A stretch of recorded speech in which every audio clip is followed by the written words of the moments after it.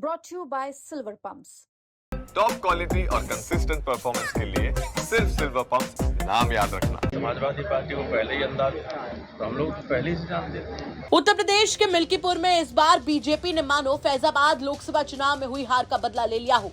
यहाँ पर चंद्रभानु पासवान, जो कि बीजेपी की कैंडिडेट हैं, उन्होंने अच्छे खासे मार्जिन से अवधेश प्रसाद के बेटे अजीत प्रसाद को चुनावी मैदान में पटकनी दे दी। बड़ी बात यह है कि समाजवादी पार्टी इस जीत के बाद से ही कहीं हमलावर है तो कहीं शांत नजर आ रही है।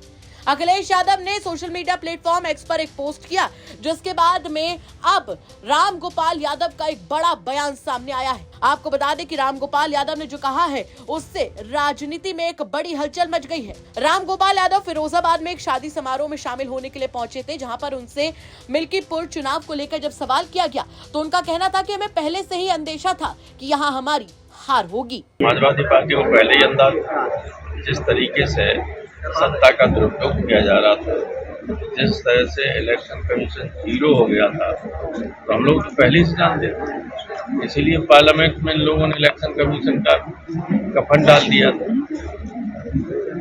जब कुछ भी किसी जो गड़बड़ी हो रही, इसका नोटिस कमीशन ले तो कोई किसी को वोट डाल सकता है, कुछ कैप्चर कर सकता है, पुलिस के जरिए लोगों को खदेड़ सकता है।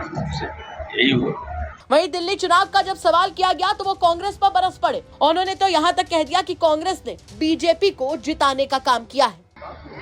27 साल बाद बीजेपी आई तो 7 महीने बाद चली जाए।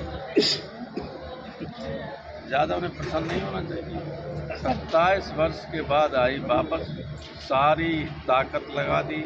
प्रधानमंत्री रोज मीटिंग करते रहे। लेफ्टिनेंट गवर्नर ने अपने पद की गरिमा को ताक पर रखकर हर तरीके का सत्ता का दुरुपयोग किया, आपको हैरेस करने का काम किया, और तब भी नहीं आप हारती।